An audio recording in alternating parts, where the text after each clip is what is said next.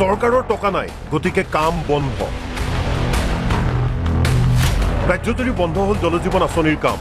চৰকাৰৰ হঠকাৰী সিদ্ধান্তত ঠিকাদাৰসকলৰ হাহাকাৰ। মাত্ৰ এখন জাননী, সেই জাননী জাৰি কৰি জলজীৱন মিছনৰ চলি থকা কামবোৰ বন্ধ ৰখাৰ নিৰ্দেশ। তাৰ পাছতে হাহাকাৰ জনস্বাস্থ্য কাৰিকৰী বিভাগৰ হাজাৰ হাজাৰ ঠিকাদাৰক চৰকাৰে দিবলৈ আছে 13,000 কোটিৰো অধিক টকা।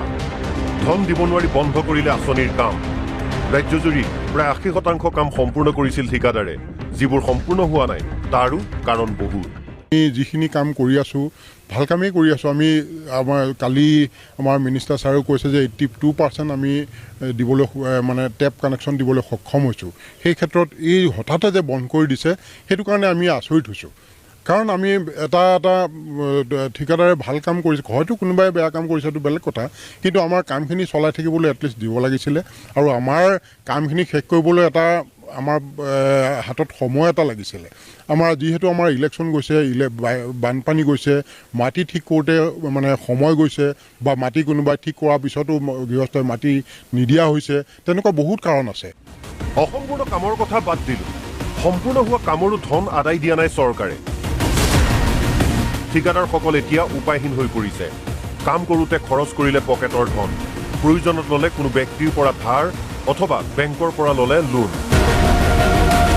ঠিকাৰ সামগ্ৰী ক্ৰয় কৰা দোকানত দিবলৈ আছে বাকী, কৰ্মচাৰীক দিব পৰা নাই দৰমহা। মুঠৰ ওপৰত হাহাকাৰ। ধুবুৰীৰ এজন চাব কণ্ট্ৰেক্টৰে ক'লে, চৰকাৰে যদি ধন নিদিয়ে তেতিয়াহ'লে আত্মহত্যাৰ উপায় নাথাকিব। মই এইটোত কাম কৰিছিলোঁ মানে চাব ঠিকাদাৰ লৈ।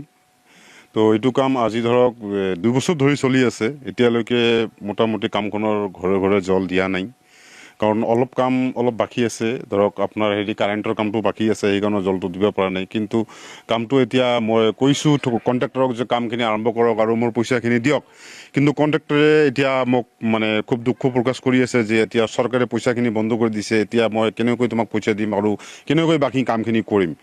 এতিয়া চাওক, এইটো মই কৈছোঁ এইটো আপোনাৰ কথা, আপুনি কণ্ট্ৰেক্টৰ চৰকাৰৰ পৰা পইচা লৈছে, এইটো আপোনাৰ কথা। কিন্তু মই এতিয়া এটা দুখীয়া মানুহ, মই এটা বেকাৰ ল'ৰা হয়, এইটো মই মানুহৰ পৰা ধাৰ লৈ ঋণ লৈ পইচা কামখিনি কৰিছোঁ।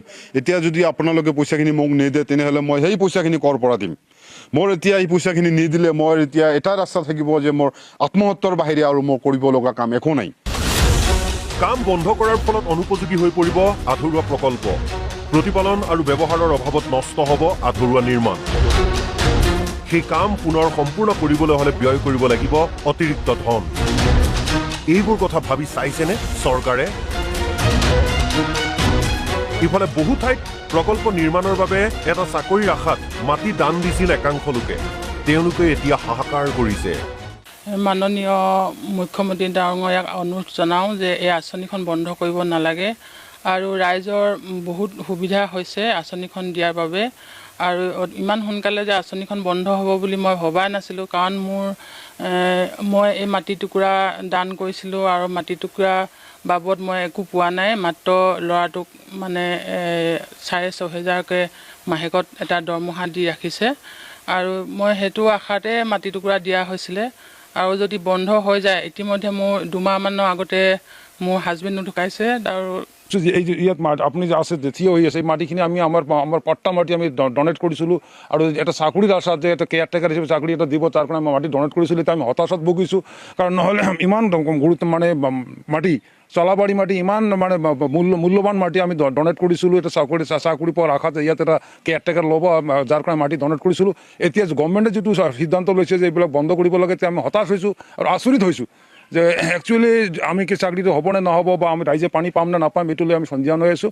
চৰকাৰলৈ ঠিকাদাৰৰ আহ্বান, আমাৰ আৰু আমাৰ কৰ্মচাৰীসকলৰ কথা ভাবক। আশাবাদী আছিলোঁ, আমি বিল পাম বুলি সকলো কণ্ট্ৰেক্টৰে আশাবাদী আছিলে। যিহেতু হঠাৎ আমি এনেকুৱা এটা দুৰ্যোগ ধুমুহা আহিলে আমাৰ মাজত, যিটোৰ মাজত আমাৰ বহুত কষ্ট হৈছে ঠিকাদাৰখিনি। যিহেতু আমি লেবাৰ পে'মেণ্ট দিব লাগে, দোকানৰ আছে, ল'ৰা ছোৱালীৰ কথা বাদেই দিয়ক, আমাৰ লগত যি কৰ্মচাৰী কাম কৰে তেওঁলোকক আমি দিব পৰা নাই পইচা। আমি আশা কৰোঁ অসম চৰকাৰক আমি আৰু এবাৰ অনুৰোধ কৰিছোঁ, তেওঁলোকে যে আমাক সোনকালে পৰাপক্ষত আমাৰ যিখিনি সমুদয় ধন আছে তেওঁলোকে আমাক আদায় দিয়ে। নিউজ ডেস্ক ৰিপৰ্ট, হুজাই যোগিজান নিউজ।